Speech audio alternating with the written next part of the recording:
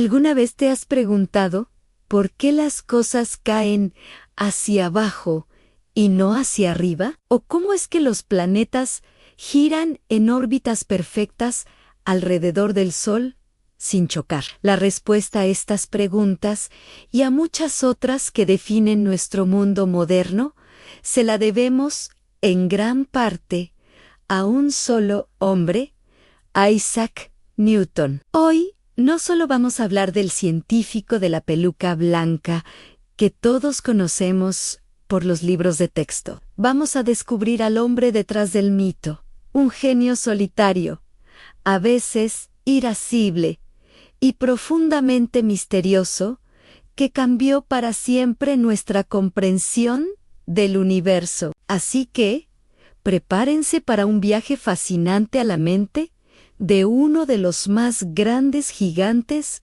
de la historia. Isaac Newton nació prematuramente en la Navidad de 1642 en Woolsthorpe, una pequeña aldea de Inglaterra. Su padre, también llamado Isaac, había muerto 3 meses antes de su nacimiento y su madre lo dejó al cuidado de su abuela cuando él tenía solo 3 años para casarse de nuevo. Esta infancia solitaria y marcada por el abandono parece haber forjado su carácter introvertido y su feroz independencia. Desde niño, no era el típico estudiante brillante. Prefería construir ingeniosos artefactos mecánicos como molinos de viento en miniatura, relojes de agua y hasta un pequeño carruaje que se autopropulsaba. Era un observador silencioso, siempre desarmando cosas para entender cómo funcionaban. Su tío, al ver su potencial, convenció a su madre para que lo enviara a la Universidad de Cambridge en lugar de convertirlo en granjero, que era el plan original. Y menos mal que lo hizo, porque el mundo estaba a punto de cambiar. En Cambridge, Newton se sumergió en los trabajos de los grandes pensadores de su tiempo, como Descartes, y de los antiguos, como Euclides.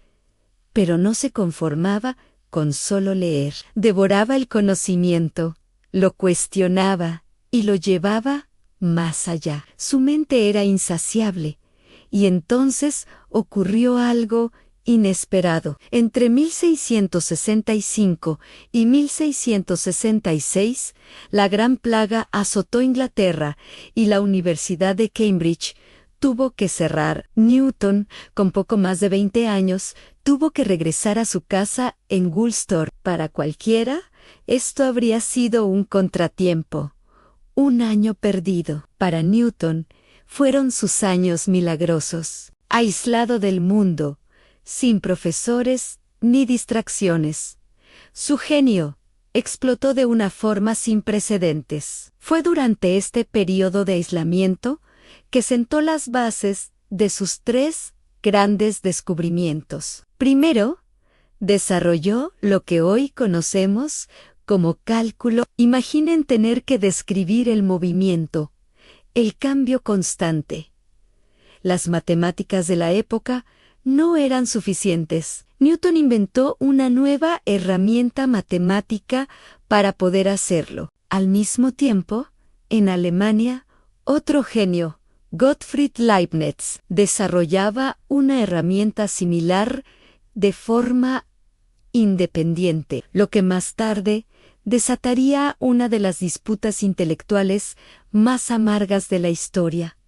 Pero eso es otra historia. Segundo, se dedicó a estudiar la luz. La creencia común era que la luz blanca era pura y que los colores eran una modificación de esa luz. Newton, con un simple prisma, demostró que era exactamente al revés. Hizo pasar un rayo de sol a través de un prisma de cristal y vio cómo la luz blanca se descomponía en el arco iris en rojo, naranja, amarillo, verde, azul, añil y violeta. Luego, con un segundo prisma, tomó esos colores y los volvió a unir, recomponiendo la luz blanca. Concluyó que la luz blanca no es pura, sino una mezcla de todos los colores del espectro. Este descubrimiento revolucionó la óptica y nos permitió entender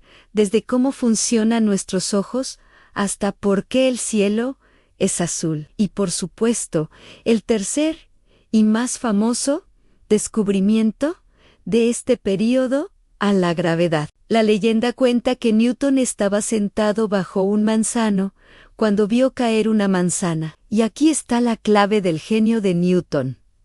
No se preguntó por qué caía la manzana.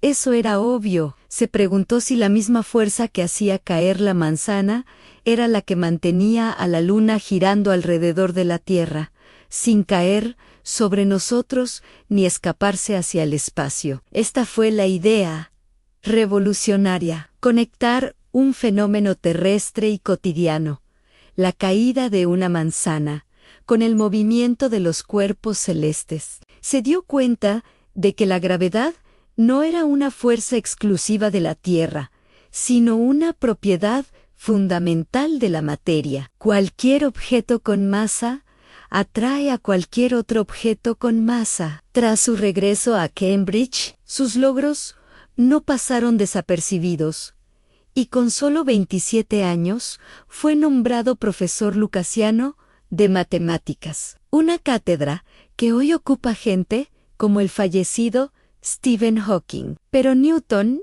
era reacio a publicar sus descubrimientos. Tenía pánico a la crítica y prefería guardar sus ideas para sí mismo. Fue su amigo, el astrónomo Edmund Halley, sí, el del cometa, quien lo convenció y hasta financió de su propio bolsillo la publicación de su obra maestra. Y así, en 1687, el mundo conoció los Philosophiae Naturalis Principia, Mathematica o simplemente Principia. Este libro es, sin exagerar, uno de los pilares de la ciencia moderna. En él, Newton formuló sus tres famosas leyes del movimiento. La primera, la ley de la inercia: un objeto en reposo permanece en reposo y uno en movimiento sigue moviéndose a velocidad constante a menos que una fuerza actúe sobre él. La segunda, la fuerza es igual a la masa por la aceleración. Y la tercera, a toda acción corresponde una reacción igual y opuesta. Estas tres simples leyes describen el movimiento de casi todo en el universo, desde una pelota de béisbol hasta el choque de galaxias. Pero en principio había algo más: la ley de la gravitación universal. Newton expresó matemáticamente esa idea que tuvo con la manzana. La fuerza de atracción entre dos objetos es directamente proporcional al producto de sus masas e inversamente proporcional al cuadrado de la distancia que los separa. De repente, el universo dejó de ser un lugar misterioso y caótico y se convirtió en un mecanismo de relojería predecible y comprensible, gobernado por leyes matemáticas universales. Con esta ley, Newton podía explicar las mareas, la órbita de los planetas, la trayectoria de los cometas. Fue una unificación cósmica. La misma ley para la manzana y para la luna en el impacto fue monumental. Newton se convirtió en una celebridad científica. Fue nombrado caballero por la reina Ana, convirtiéndose en Sir Isaac Newton. También fue presidente de la prestigiosa Royal Society durante más de 20 años, un cargo que ejerció con mano de hierro, sin tolerar rivales. Pero aquí es donde la historia se vuelve aún más interesante, porque el Newton público, el científico racional, era solo una cara de la moneda. En privado, Newton tenía una vida secreta que habría escandalizado a sus contemporáneos. Pasó décadas y escribió más de 1 millón de palabras, mucho más de lo que escribió sobre ciencia, sobre alquimia, y teología. Estaba obsesionado con encontrar la piedra filosofal, una sustancia mítica que podría convertir metales en oro